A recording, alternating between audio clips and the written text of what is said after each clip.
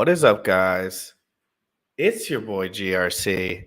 We're coming at you today, noon Eastern, crypto in the morning. Let's get some biceps in the chat. How's everybody doing? A couple things we got to run through before we get the boys on. First things first, have you been holding Hex in 2023? If you bought Hex in 2023, you're experiencing a 500% gain on your investment. And we're not talking about all time. We're talking about if in 23 you bought at the low, 500% on your investment. Where else in crypto, in the world, can you get 500% with liquidity, with the community?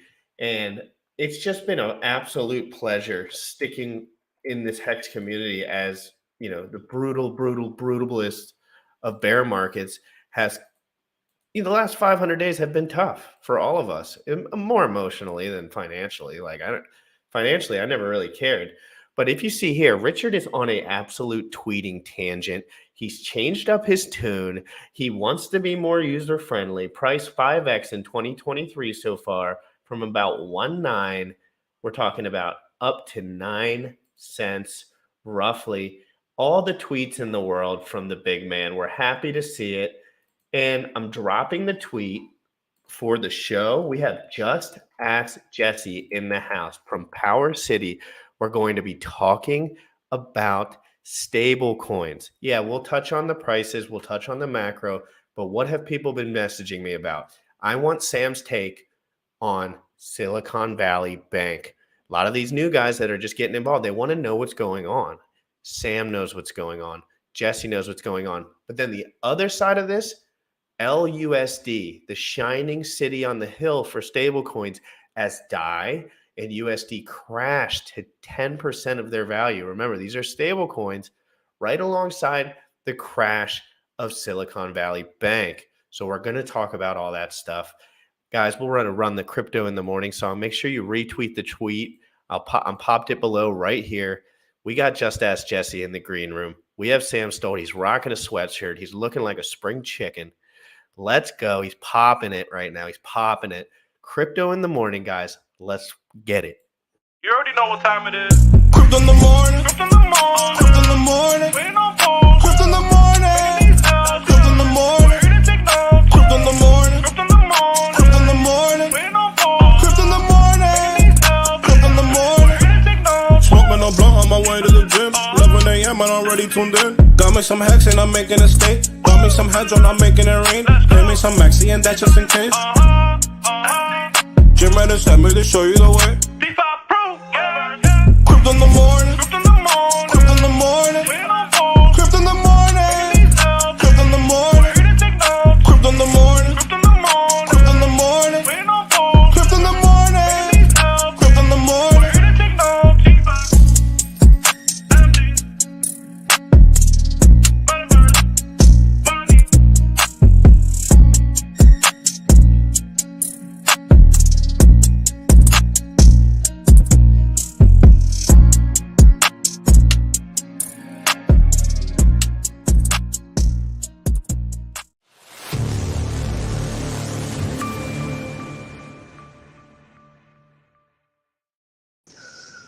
Good morning. Good to see you guys.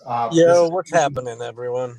Jesse, how you doing? Good to see you. It's been a crazy time over the last week or so with everything that's been going on. You wanna just dive right into it? I think most of the people who are going to watch probably know who you are and your involvement with, two different projects that are both coming out with the same type of strategy for a stablecoin. Right. So you want to get into just get straight into stable coins and all this? Yeah, of course. Yep. So Just Ask Jesse here, one of the founders of Power City, and we have a native to Pulse Chain stable coin backed by PulseX that's coming to Pulse Chain, and it's a fork of Liquidity, right? And of course, some people in the chat may remember me from my days over at Liquid Loans. who also has a stablecoin that is native to Pulse Chain, backed by Pulse, right? So people who hold Pulse will have an option to never have to sell. There's a cool term people use, never selling. I'm never selling my Pulse. And there's some really cool math behind what happens when you never sell an asset versus, if you're DCAing out. And it's pretty impressive when you start to run some numbers. What is possible if you choose to collateralize versus just DCAing out, right? And that those same strategies people will be able to use for their USDL, and also for their PXDC. And people can do all that autonomously with our amplifier front end, right? From either run strategies on either protocol, Liquid Loans or our Earn protocol, which has the PXDC. So anyway, that's a little bit about me and what we're bringing as far as stablecoins. For 2 years now or so, stablecoins have kind of been like my passion. I've when I first joined the Liquid Loans team, I wanted to compare all the different types of stablecoins, and I really wanted to find where their failure points might be. So if you go through my Twitter, just ask Jesse, and just do a search for DAI or for USDC or for Frax or for LUSD, you'll see a long history going back, a long time, where some of these things I predicted could or would happen. What just happened a few days ago could or would happen. And then, I do my best to give an explanation why those events might happen. Now, let me start by saying there's several types of stablecoins. There's like three.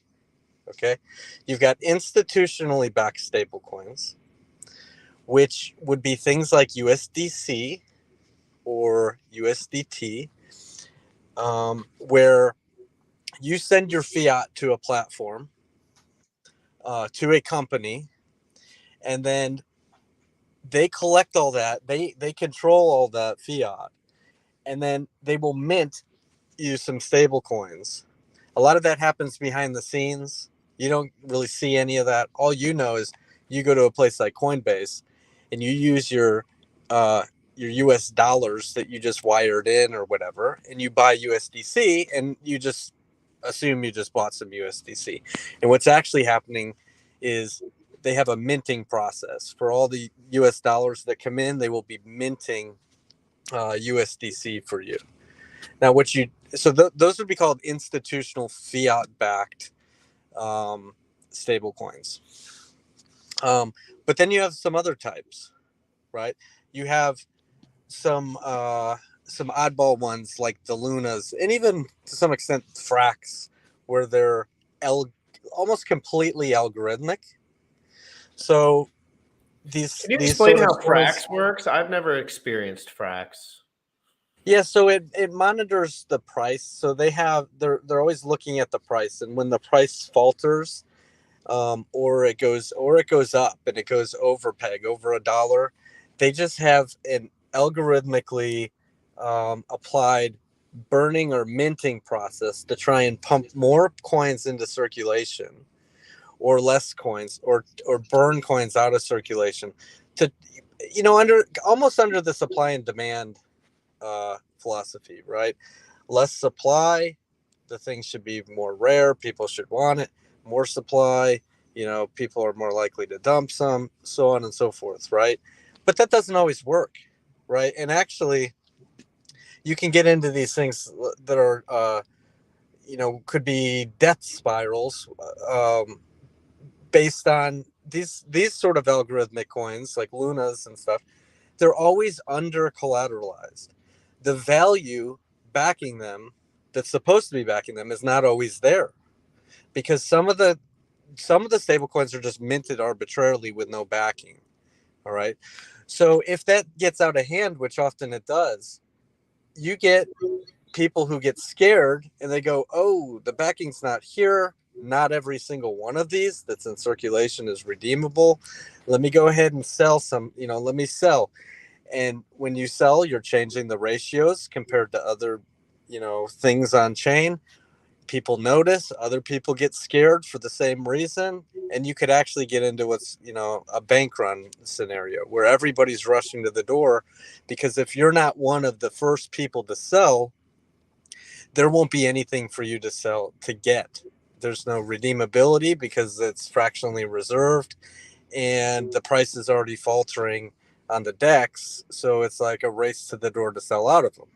So it's really, really hard to make a completely algorithmic system that, to try and maintain a peg. So now let's talk about the third type, which is something like liquidity. Now, liquidity is not completely algorithmic. It's manually minted. You have to mint it yourself. There's no algorithm that mints more or burns them out of existence. That's all done manually. People bring in collateral, and it's always excess collateral value that's backing the stable coins that they're minting for themselves. There's really nothing algorithmic about it at all, except for the fee structure. So the fees will ratchet up based on the health of the system to make it so it's either more enticing or less enticing for people to bring in excess collateral and mint more coins or not. So, so how is the peg maintained in stuff like liquidity, LUSD? Well, it's actually quite simple. It's always redeemable at any time. Anybody, at any time. If you own LUSD, you can click a button and you can get $1 worth of Ethereum for it. So if the price ever falls on Uniswap or Curve or something, if people are dumping some, the price does fall. All that anybody else has to do is go buy it, because 2 seconds later they can just click redeem and be guaranteed to get $1 for it. So that's called over collateralized, fully backed, always redeemable stablecoin. And there's really not a whole lot algorithmic to it at all. Unlike Lunas and unlike things like USDC, which are just institutionally backed.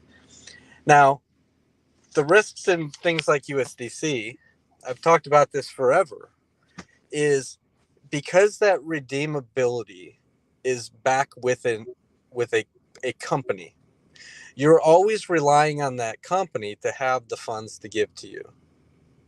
What happens in a black swan event if the company goes bankrupt, or they invested your money, or a portion of the money, 3.3 billion of it was in a bank that went under, or so on and so forth, right?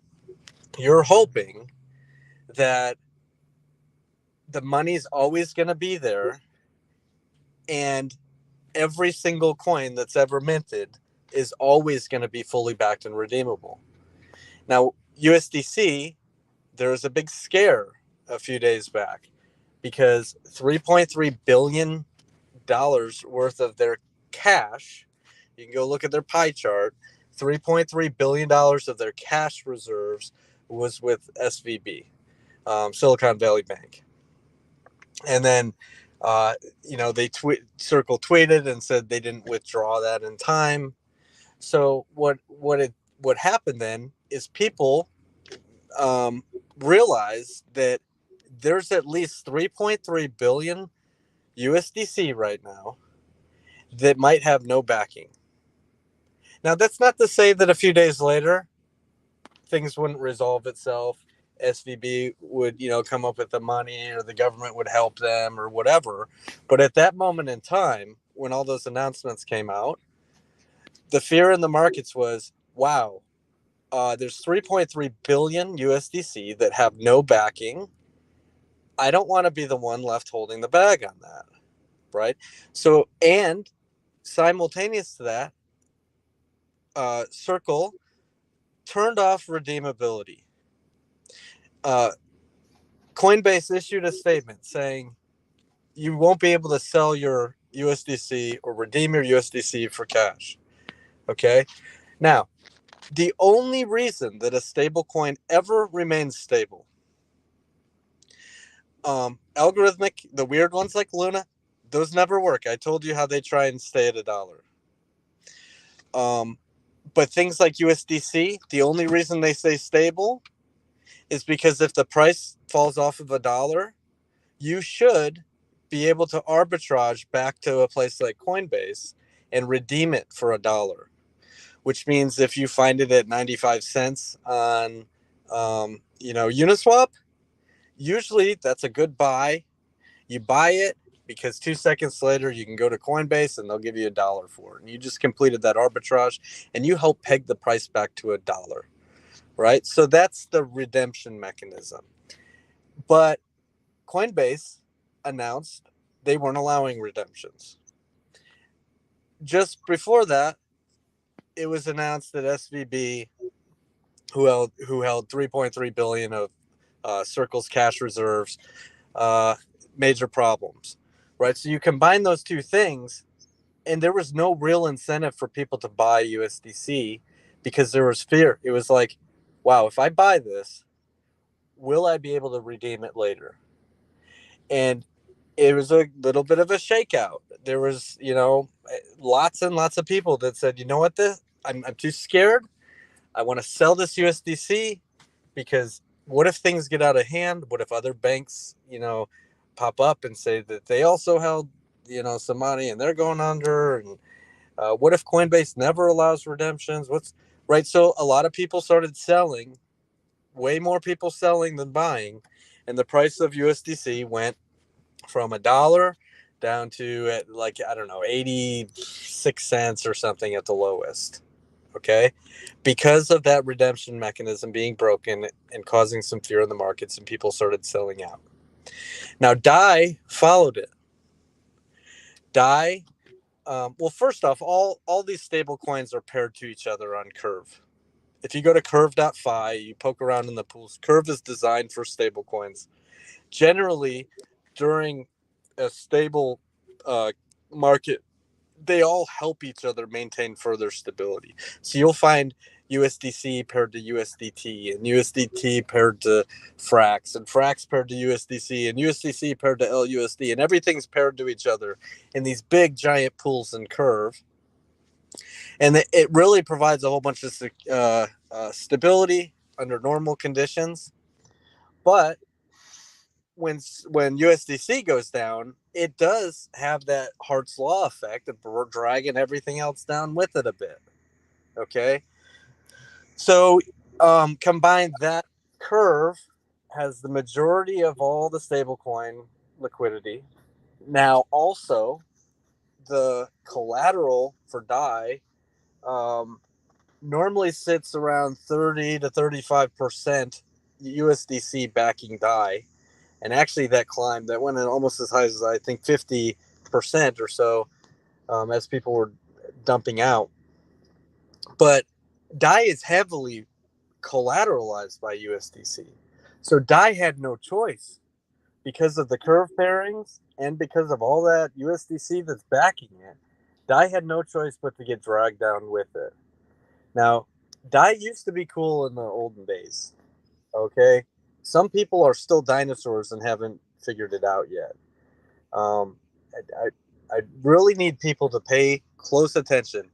DAI is completely centralized nowadays. Completely. Okay? The governance tokens, who do you think has the majority of the governance tokens? Who introduced USDC into the Maker protocol? Right? You really have to dig in and look and see. Maker is completely centralized. There are admin keys. There's a governance function. It's not immutable. Devs can go in and change the code. Now, you hope that people vote before they do that, but there's risks associated with things that have governance. One, from a centralization standpoint, but two, because people can just introduce or remove different different parameters. Hey, let's remove this collateral. Let's allow this collateral and add this coin or take this coin away and change things. And that becomes very, very dangerous over time, right? Now, DAI also has a poor liquidation mechanism, by the way. It sucks. If people get liquidated in DAI, you actually lose way more money than you would have to elsewhere. You lose like 130% of the value you minted. So like that just sucks. And it's a 6-hour liquidation process. So it's like if the price of ETH were to go down a lot in 6 hours, potentially you could get into a situation where DAI is like fractionally reserved, right? The possibility is there, right? So DAI is not, absolutely not the choice. Maker protocol will not exist on Pulse Chain. DAI has to be bridged in. So not only do you have those risks I just talked about, now you have the added bridge risks and the thin liquidity, because now you're dealing with a wrap DAI on Pulse Chain, so on and so forth. Same with USDC. All the risks associated with USDC on Pulse Chain. They can turn off the coins at any time. It's a counterparty risk of being a central institution. Well, now add those risks to a bridge. And bridges are always prone to hacks. It doesn't matter who made them, right? So now you have the original USDC being held by a bridge, wrapped USDC for Pulse Chain PRC20s that are minted, representing those, minted into Pulse Chain. And now you have just introduced additional counterparty risk. All right. So it's just super, super risky. So how do you solve this? Well, you look at Liquidity and you say, we need to fork that. We need to fork it multiple times. Okay. Liquidity is absolutely amazing. And it did shine. During all of this, I think it proved that it maintains peg faster than anything else out there. And it's very simple how it does it. It's just simply always over collateralized, always redeemable. You don't have to go back to an institution to try and redeem it. It's not backed by USDC. It's just simple one-click redemption. You've got $1 worth of ETH, right? So the price did get dragged down by DAI and by USDC because of all those curve pools.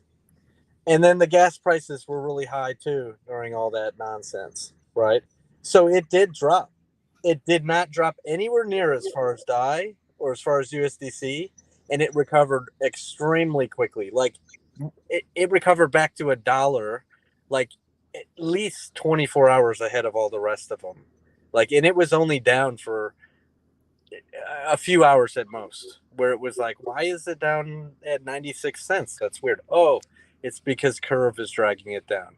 Things are, everything has to rebalance a little while, for a little bit.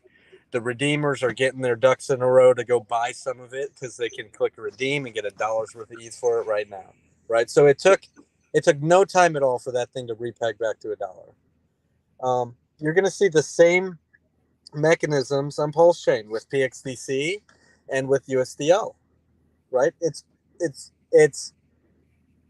like a stable coin of all stable coins, these things.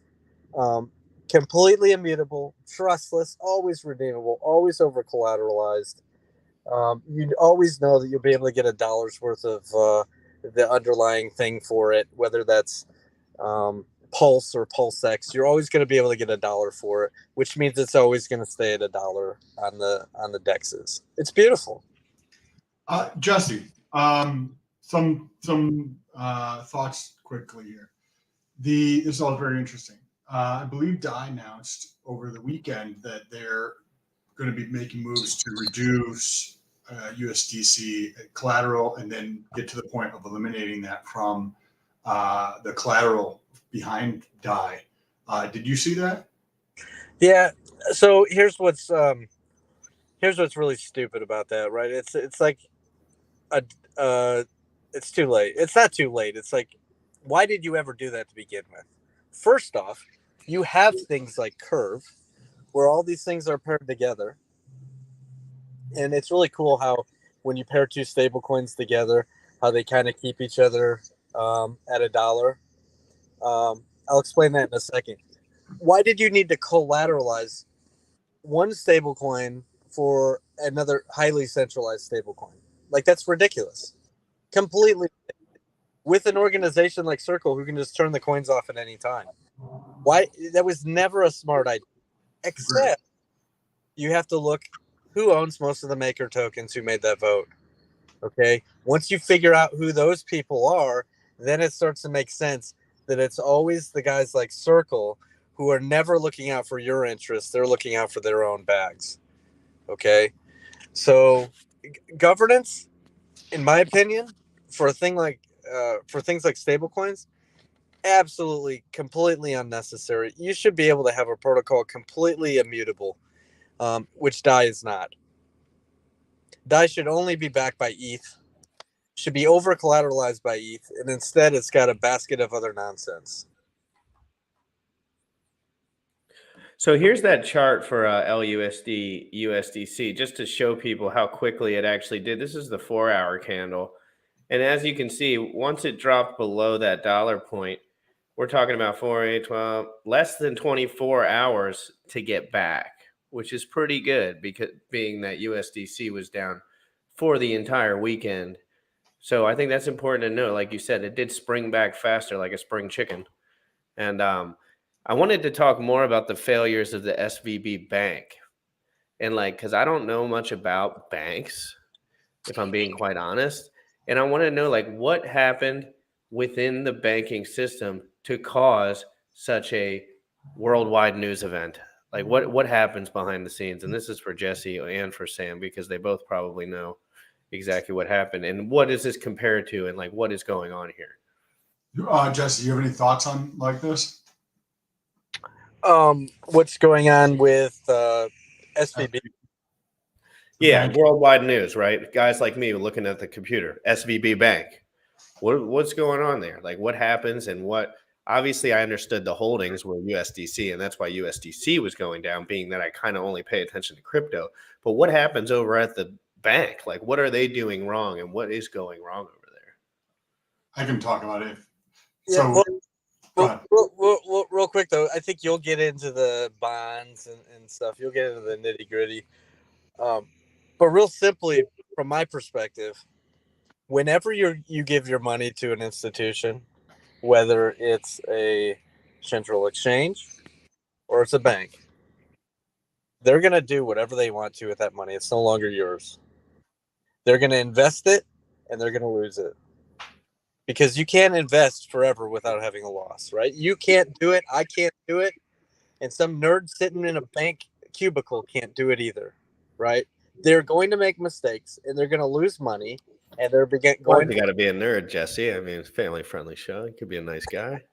Could be a nice guy that just lost everyone's money, right? You don't know, but you're giving your money to somebody else, and they're going to do whatever they want to with it, and they're going to under false promises that, oh, don't worry, your money's always going to be later when you want it, right? And that's not always the case. Proves time and time again that when you give your money to somebody else, especially an institution, eventually you'll go back to get your money, and there's no money to give to you. 100%. And Sam, I'd love you to chime in on this point. Being that you were bank branch manager for years, you were very into this whole entire scene. What goes on behind the scenes? And I know Jesse kind of threw out the general, but let's get a little more specific with what actually goes on. If you know, I don't know how much you know this. In a business, right? How does it's a business if you have more coming in than you have going out, right? So basically, if you have cash coming in, it's a business. If you don't have cash coming in, there's no business there. So with the bank, you have deposits, which are liabilities on the balance sheet of a bank. So that people are depositing their paychecks. Why do you think every single bank tries to get you to sign up to deposit your check there, right? Because then they're getting cash coming into the bank, right? And on the asset side for them, they have loans. So they'll take that cash and they will, they could do it, loan it out. They could also go buy treasuries, right? So in this case, they bought treasuries. Now, what is a treasury? A treasury is like a future promise to pay a certain amount. Effectively, it's cash flow in the future. So if I was like, hey, Jesse, can I have $10,000 today? Or like, would you rather have $10,000 today or $10,000 in 2 years from today? Jesse would be like, $10,000 today, because I can take that $10,000 and I can earn a yield on it so that in 2 years from today, I have more than $10,000. That concept in a mathematical, you can use math to actually calculate it, is called the time value of money. And when you have treasuries that are going to pay a future amount of XYZ and interest rates go up, now the interest rate I use to discount those back, if in that $10,000 example with Jesse, if Jesse can earn 10%, and say if it was just a 1 year time frame, he takes his $10,000 today, he puts it into the market at 10%, and he has $11,000 in a year from today, right? So if the rate was 20%, then he's going to earn a greater amount. So that means he'd be like, Sam, I won't take $10,000 in the future, but I'll take $10,000 today, or to make him so that he doesn't care where he receives it. He'll be like, I'll take $10,000 today, or you can pay me $11,000 in a year from today, right? Because then they're equal. You're like, I'm indifferent. You can pay me $10,000 today, or you can pay me $11,000 in a year. But what happens when interest rates go from 10% to 20%?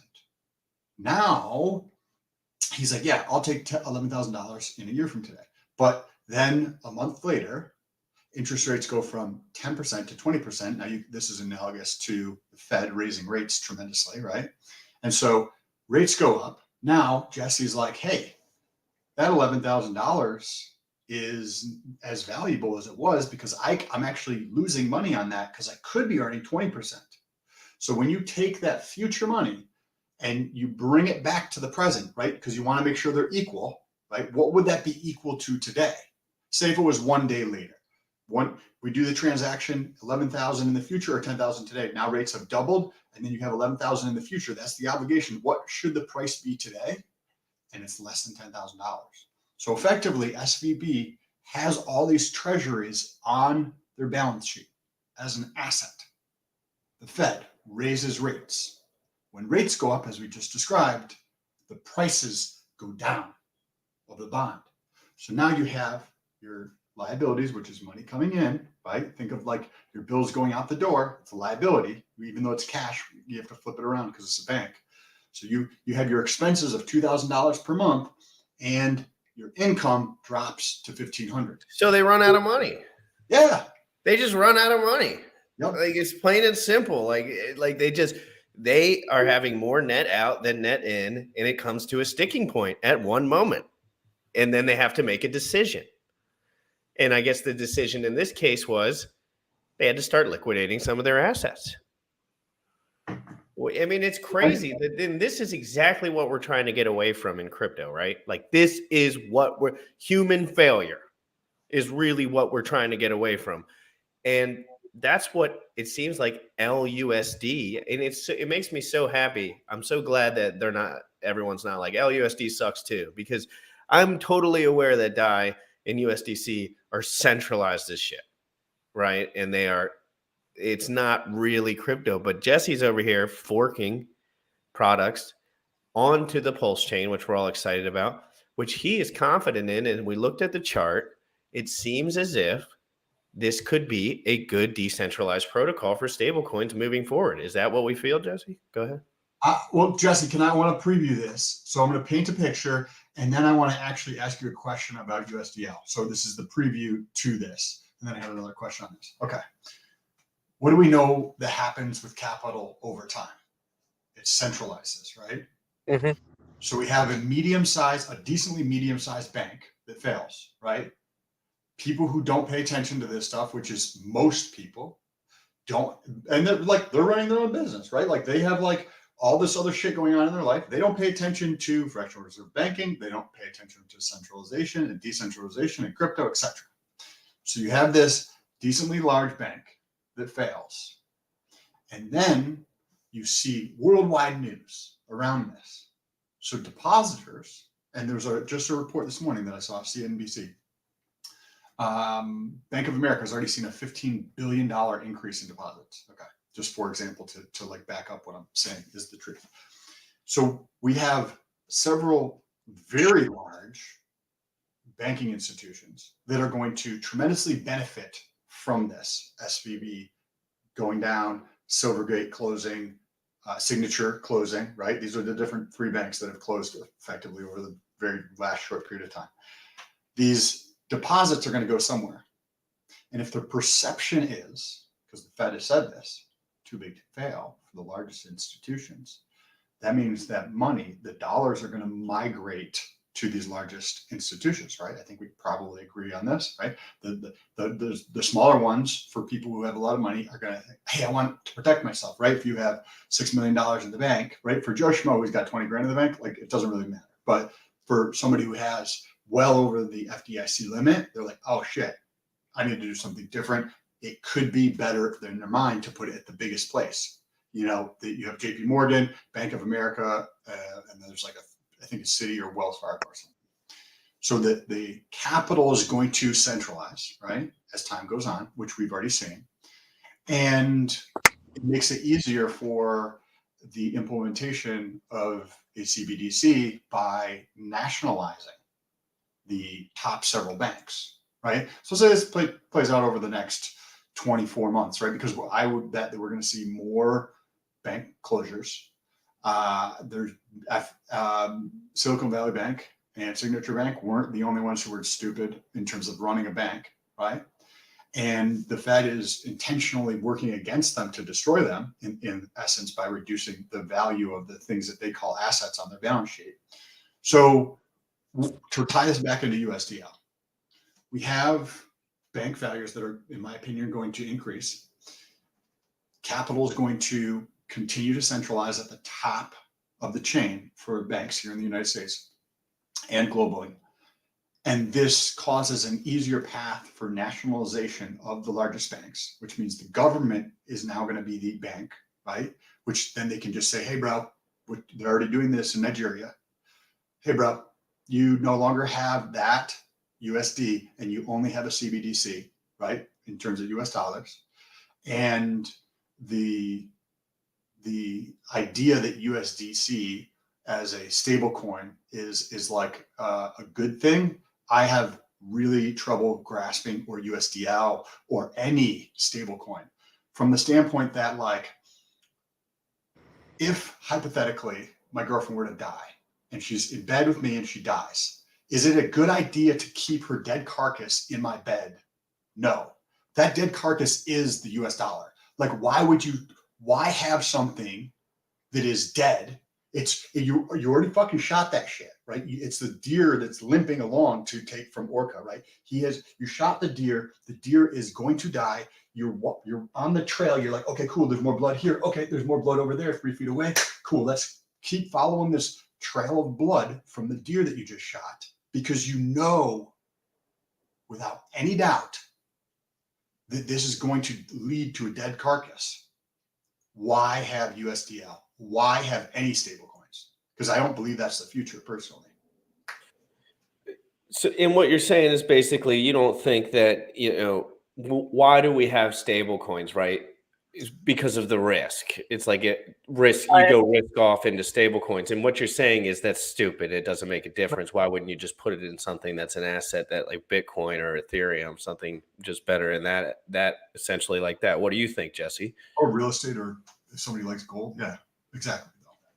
Sam always has the something dead analogies. They work beautifully. He's like, the last one he did just before Jesse starts. I remembered right away the last one he did. He says, if there's a guy, he's covered in shit, would you want to be in the same room as him, or would you want to get to a different room? And I was like, that makes a lot of sense. Right. So think of it like, right. So Liquidity allows you to redeem the protocol enforced in code. Anybody can redeem 1 LUSD for $1 worth of ETH. Okay, dollars worth of ETH. That doesn't mean that it's backed by $1. It's not.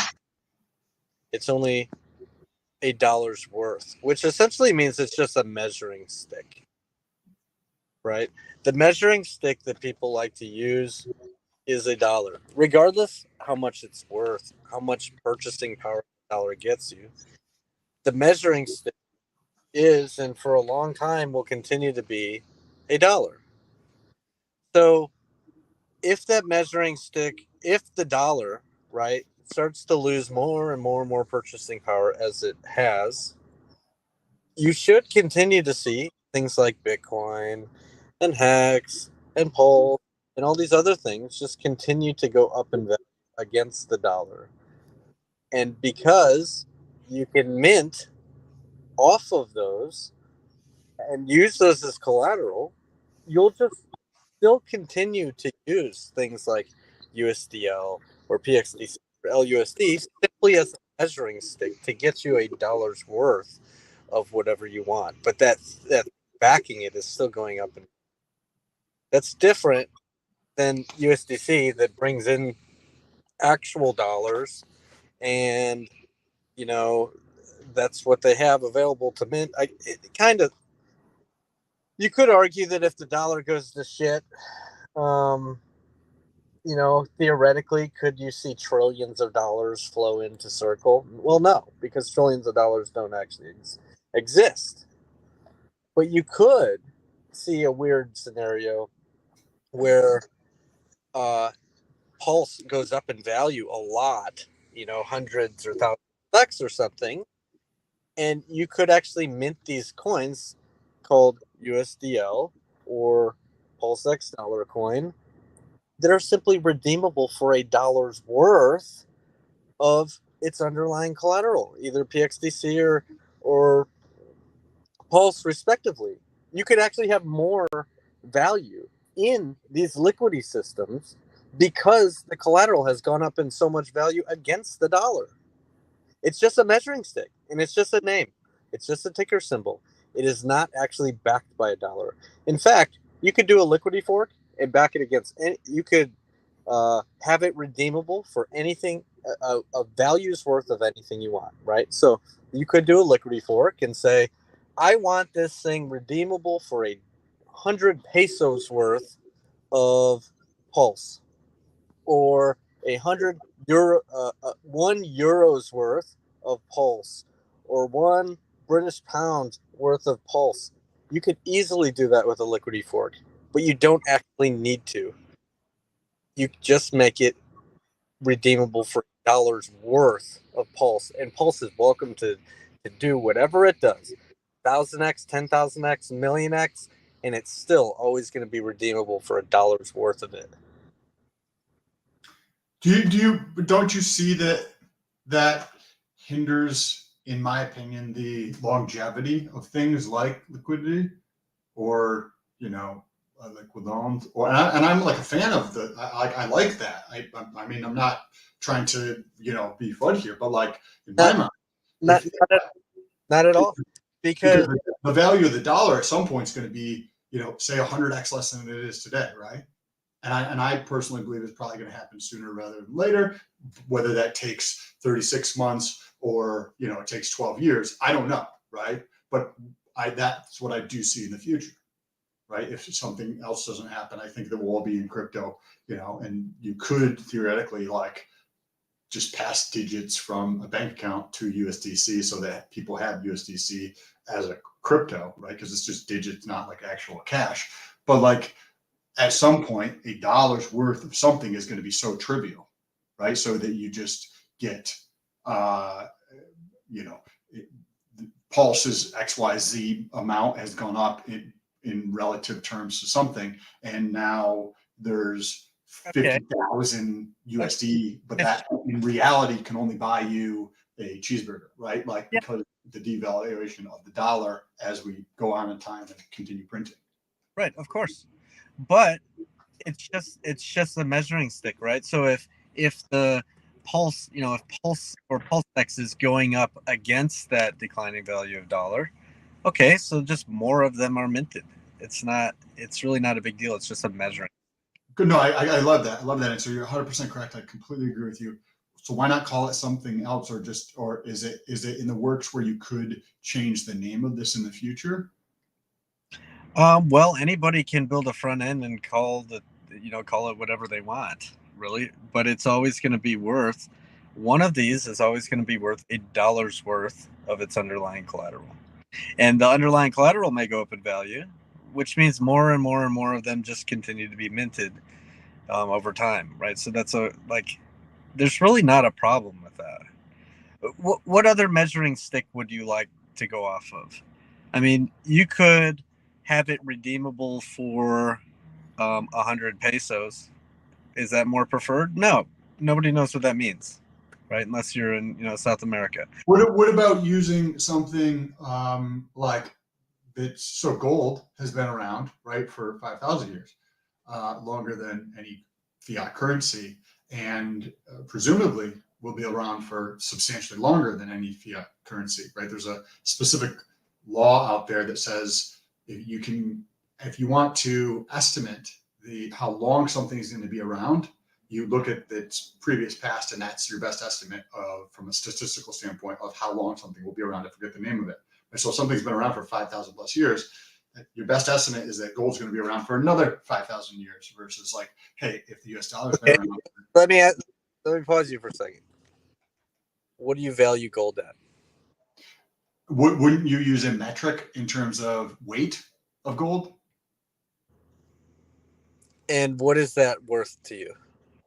What is an ounce of gold worth to you? So you're going to have to pick something that is denominated in, but maybe that's the metric that could change over time. So is your metric going to be, I've got an ounce of gold and it's worth X in Ethereum or something like that, maybe? Worth 4 Tesla wheels? But could you do it for BTC or Ethereum or something? 1 bicycle at Walmart? Like, you have to value it against something, and the measuring stick that everyone uses, even for gold and silver and everything else, that measuring stick is $1. Regardless if the dollar has declining purchasing power, the measuring stick is always $1. But the measuring stick, if you look at history, has changed, right? There's been multiple different reserve currencies if you look at history, right? So if it's attached to the thing right before that, like the gold, then you could have it denominated in something that's going to, because I'm thinking from a longevity standpoint, right? Yes, the measuring stick, yeah, but then people are going to be, I would think, be associated with something in the current time, right? And they'll associate USD with a previous time period at some point. So from a longevity standpoint, if it's associated with gold, plus there's plenty of people who still fucking like to buy physical gold, right? And say an ounce or a fraction of an ounce, and that could still be denominated in USD. But say, for example, we move to a global currency, right, in 2030, right? And this global currency is called bananas, right? And so everything is going to slowly migrate to being denominated in bananas over time, and the previous thing goes away, right? Like we don't talk about the lira, right? I think was Japan or Italy's currency or something like that. We don't talk about other currencies that go away over time, right? So I just had that concern that that thing is going to go away in some period of time, and that could affect the longevity. I agree with the measuring stick, right? If the only concern we can come up with is that USDL or PXDC or LUSD will become obsolete because people stop talking about dollars completely and stop measuring anything against the dollar. If that's our only concern with the protocol, I think we're okay. Oh, so I love the design. I'm switching topics here because if we see this protocol, this framework, effectively, for how to design something to maintain a certain value, then why wouldn't that framework also be used for Hex? Why haven't you gone right? Like I'm not sure who to do this, who to talk to, or how to actually do this, because I would just fork the same exact shit that Liquid Loans does for Hex, right? Like if that's the thing, Hex is substantially larger. and you already have a Okay. user base. Why not? Let's talk about that for a second. So using hex as collateral, Correct. so you start to get into problems. Please. Let me explain. So, what's the current market cap of hex? 50, 60, 80 billion, I don't know, 50 billion or something. Tell you that right I'm not sure. Market now. cap, Right this second that the market cap is roughly 10.05 billion. 11.05 billion. billion. Okay. All right.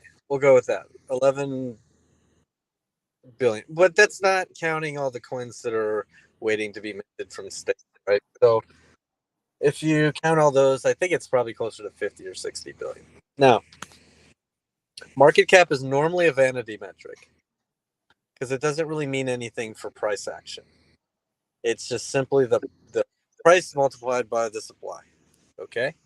Now, if you were to use something that has a like $50 billion market cap and say allow people to mint a dollar's worth of value out of that, mint a stable coin off of that value, you could get into a situation where you have a billion or 5 billion or 10 billion stable coins floating around in circulation,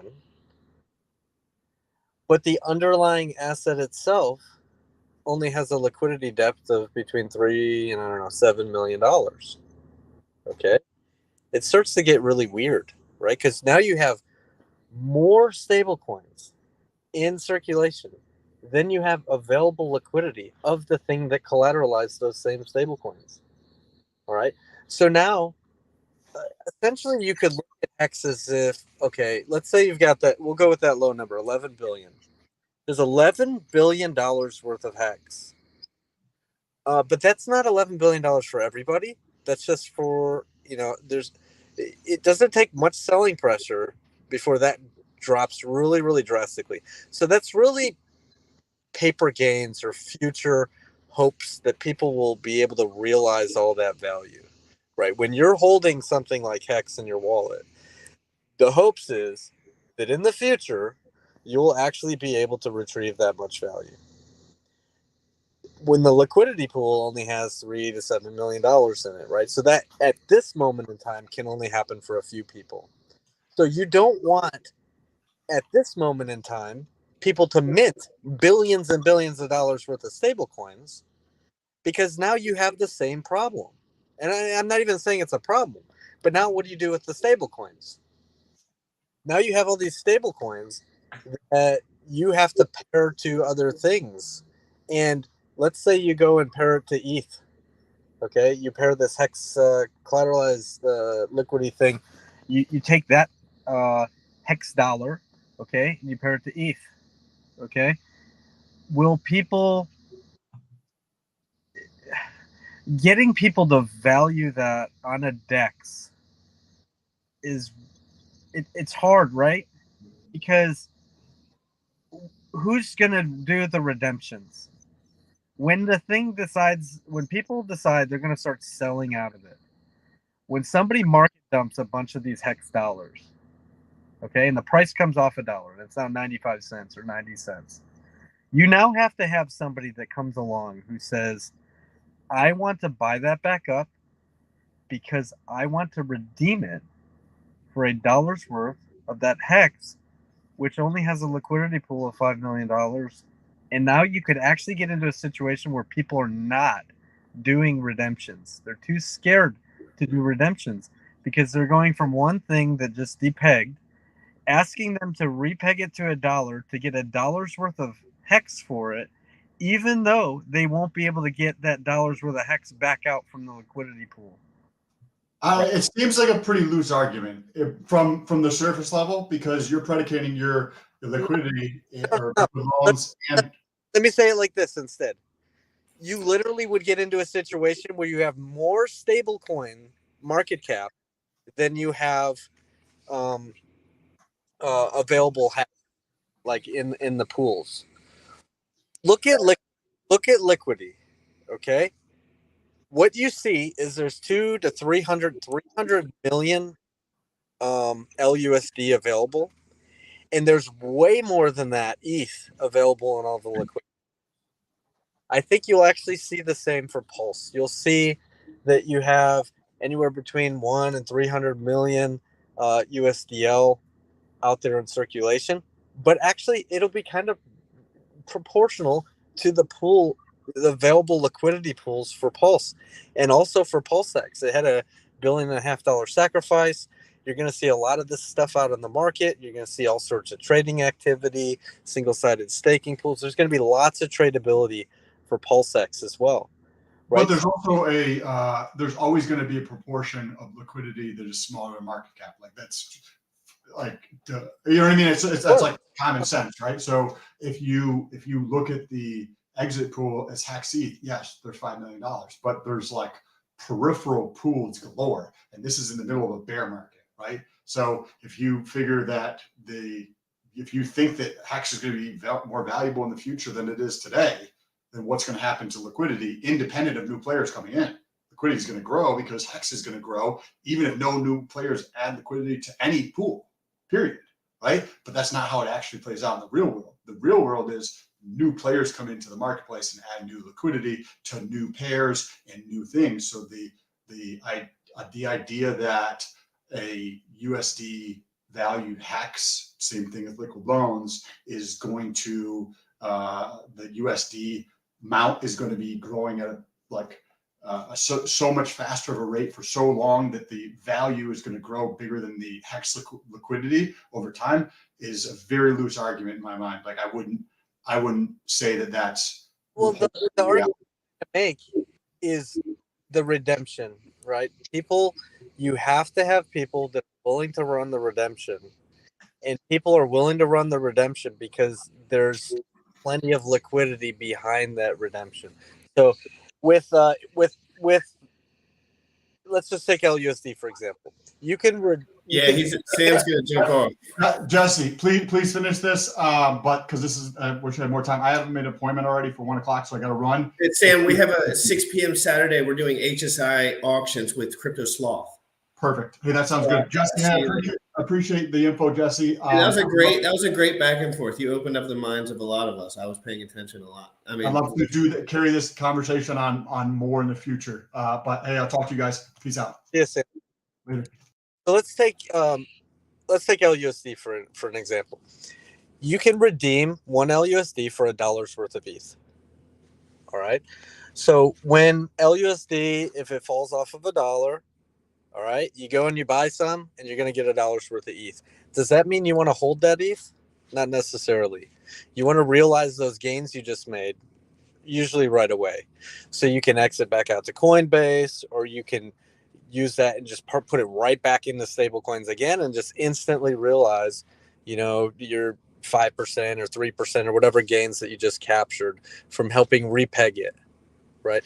If LUSD falls to 95 cents, you should, you've got an opportunity to buy it at 95 cents and eat that, absorb that spread all the way back up to $1, click redeem and get $1 worth of ETH for each one of those.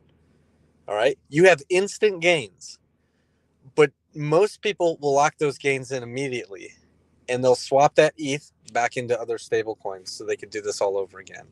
Or they'll lock it into US dollars, or they'll, do something else other than just redeem back for ETH. Cool. You made some quick gains. Now, what do you do with that? You go put it somewhere else. Now, if you were to try the same thing with Hex, okay, and you had 1 billion Hex stablecoins in existence, and the price went down to 95 cents, and it required $10 million or $20 million worth of purchasing to bring it back up to $1, and then you're asking that guy to hit the redeem button to get $1 worth of Hex for each one of those things.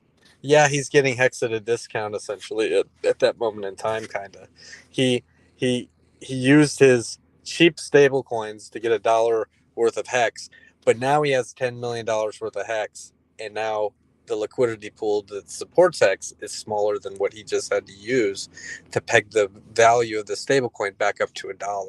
It starts to get really dangerous, and it actually like you're opening people up to scenarios where it's quite possible the markets just won't redeem and bring it back to peg. You could launch a liquidity against hex and it just completely fails because people aren't running redemptions, right? It's just dangerous, right? The whole stablecoin conversation is really interesting moving forward in crypto, like where we will be in 5 years. Where do you think we'll be, let's say 3 years? Where do you think we'll be in 3 years as far as all these stablecoins? Do you think it'll look more similar to it does now, or do you think it'll be move more towards a decentralized protocol like LUSD? Well, my hope is that people wake up to realize that immutable, trustless, always redeemable, fully backed, all these things is the reason why crypto was invented, right? Governance protocols, people being able to change things because they want to, just because they have a lot of the votes. And usually it's a central entity, an institution that controls most of those votes. Like that kind of sucks for the end user, right? DAI sucks for all those reasons. USDC sucks for all those reasons. There is no better choice for, the reasons why crypto was invented than LUSD, USDL, PXDC, period. Doesn't exist. And I don't think you'll find something better in the next year or 2 years or 5 years. It's quite simple. Once you learn how it works, it's actually quite simple. It's just always backed and always redeemable. That's it. Well, I know one thing, Jesse. If you didn't buy Hex in this bear run, this is you.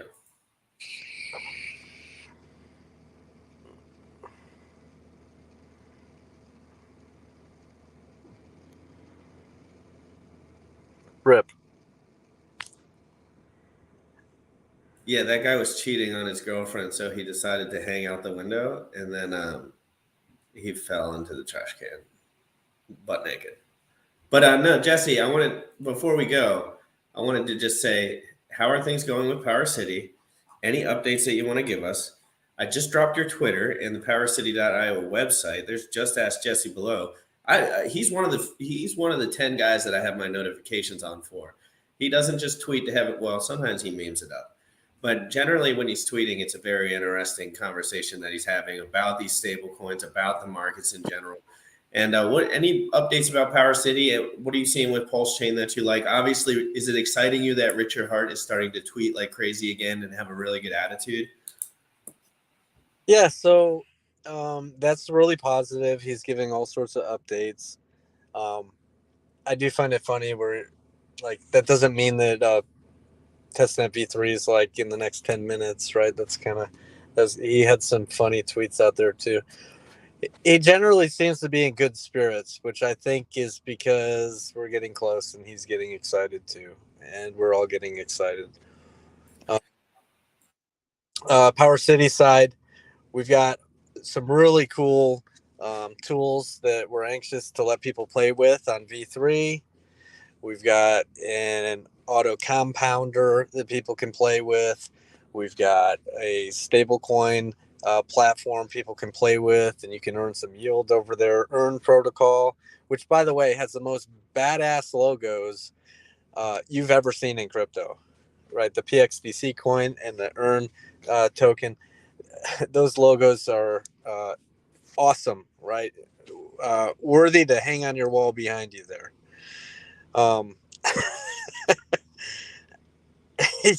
What's with the face? I love good logos. I'm trying to find a logo on the website, but I don't know if you have it up yet. Here, is it? Yeah, show me something. So here, I'll just tweet it real quick. I'll just tweet one of Yeah, please do. I'll pop that up and we'll drop it in the chat. And thank you for everyone that's in here real quick. Hey, if you're in here, and you want to spread the word, I'm going to be doing more content like this, a little more spread out, getting the best minds in crypto on to talk to me and Sam. And as we go, we're going to take it slow. We're not going to overdo it like I was overdoing it for a while, because that makes my brain go crazy. And then I turn into manic mode and then I go nuts. But I just want to keep it simple. This week, we have Just Ask Jesse. We're going to be having Funding Jim on the show. And we're going to be having Crypto Sloth, which is, there's a topic that I really, really, really want to, I usually dive into these topics pretty hard, but one that I have not dove into enough is these amazing deals on the HSI auctions. And if you go here to my friend Crypto, and I'm going to pull that up right once you're done tweeting it. If you go over here to Crypto Graphics, and let me just read this out for you. Am I freaking seeing this right? 1.56 million hex for 18 billion hedron, $131,000 in value for $43,000 winning bid, a 68% discount if you want a better price on hex by hedron and bid. Guys, remember, this is something we talked about: hedron, ICOSA, HSI auctions. I really, really, really, really, really need to dive into this more, because I do have hedron and I do have ICOSA stakes and I do have WhatsApp, and I really love this ecosystem, and I love Alex from hedron, and I need to get more involved in these HSI auctions so I can scoop up 68% discounts on 1.56 million hex for $131,000 in value for 43,000. So basically 131,000, they got a $43,000 winning bid. That's a 68% discount. Now let's go over to Just Ask Jesse and see if he tweeted this logo out. Come on. Oh, whoa! That looks like imagine an army of guys with those shields. Guys, that is literally a shield. I need to make that happen. As you guys know. Scroll down more. Scroll down to the 2 tweets down from that. Ooh. Go down even more. Ooh. Ooh. Guys, for all you guys that know, there was a hex shield created, and I was the one that got it started. We send these out to people. It's my best friend's business. I don't take any money for it. And I don't know, in the bull run, they were selling like crazy. I haven't really talked to him since, but this is, if someone comes to my house, they're getting a world-class beating with the hex shield. So I have one for PulseX, and I have one for Pulse Chain, but I gave that one to Ravens running back Justice Hill. I live in Baltimore, so me and Justice Hill met up, and I gifted him with that one because I thought it would be cool if he had it. And they're rather expensive, guys. So if you don't have that much money, don't be buying memorabilia, be buying hex, or you'll end up like a pleb. But I love this picture. This picture, I got to send this to my guy right now. Because, oh my God, look how, with the shiny too. And then we can do the matte right here. Oh my God, those are nice. Those look like shields. Yeah, of course. Yes. So we're excited, guys. And somebody said congrats on the sobriety, Jim Rat. I'm 60 days in, boys and girls. 60 days in. Haven't put a substance in my body. We're feeling great. My muscle tone is coming back. My brain is starting to come back into the light of the Lord. Have mercy. Because I was just getting a little off track, and I really wanted to bring it back to the basics and try to make better content, because my content was starting to get fogged by my manic behavior. But Jesse, thank you so much for being available and coming on the show and helping us learn about these concepts as we move forward. I still think stablecoins are important. Like, I know Sam has his take and you guys go down in the weeds, but like when something drops 90%, I think it's important to have a stablecoin. Right. And you don't want everything paired to everything else, right? Because remember the early days of Bitcoin? Well, I don't, because I wasn't there in the early days of Bitcoin. But fast forward, like everything used to be completely correlated to Bitcoin because everything was paired to it. And then over time, things start to pair to other tokens instead. And then things start to pair to stable coins like Hex. Hex is primarily paired to USDC. And, interesting story, by the way. Did you catch the Hotbit AMA we did the other Yes, day? I did. Freaking amazing. They asked. I was so happy they were so open minded to ask good questions. That was incredible. 1,000 people in there plus the whole time. Yeah. Well, interesting that they actually hold the majority of the Hex USDT pair. Right? Hotbit is the primary wallets that own the USDT Hex pair. That's interesting. It's interesting. $22,000 in liquidity. I didn't even know that pair existed. Yeah. So that's theirs. Most of that. So I'm guessing they're primarily USDT holders, and that's why. Yeah, a lot of the I guess I'd say Asian markets prefer USDT, over USDC, for whatever reason. Yeah, I've noticed that. But I always get confused about why people don't just switch. Like it's like some people are just like maybe that's just the talk of the town for them in their community, so they just feel like it's more safe. And I'd be naive to say I knew why DAI, USDC, or USDT were any different in safety measure. Well, they're all kind of counterparty risk, right? So I prefer no counterparty risk. I do think there's some interesting times ahead, right? Imagine this. Pulse chain copies over. Hex is paired to USDC. USDC on Pulse chain that's been copied over, that's paired to Hex, is no longer redeemable. What does that mean for Hex? Does that mean if everyone's racing to the door to sell out of their USDC and it's depegging, so to speak, because it's no longer redeemable, that it's dragging Hex down with it on Pulse chain? Or maybe a benevolent wallet is going to save everyone from that, and a fixer bot is going to use its copied over USDC to purchase all the Hex so it can pair it to something different like Pulse. I think that's the answer. I think that one. Because I've seen so many benevolent actors since this is something I had no idea about before I got into crypto.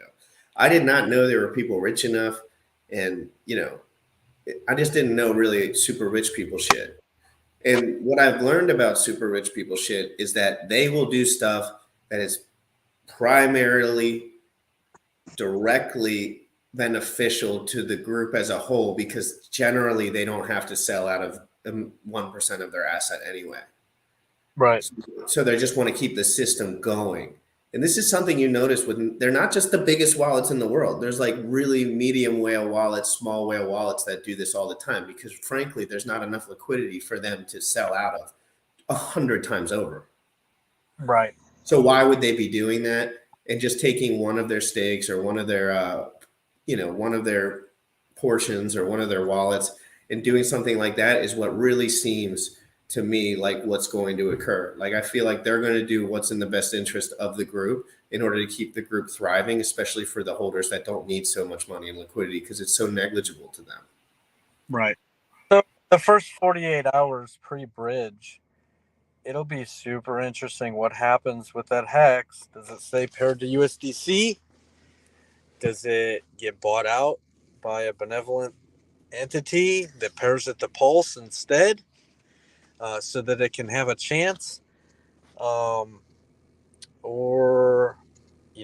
after the bridge forms, does an entity bridge in a bunch of DAI, which has a bunch of counterparty risk, which then has a bunch of bridge counterparty risk, and then pair that to Hex? I don't know. Or do you see an entity with some big bags mint some PXDC and mint some USDL, and the new narrative is we're going to go, we believe in trustless, immutable things, right? That's what we all shout. every single day in the Hex community. So the thing that we pair to should also be mutable and trustless and redeemable and so on and so forth. I think the native stablecoins launching on Pulse Chain, to include Coast, by the way. Coast is providing an excellent service to people, for on and off ramping, and they have their stablecoin as well for that.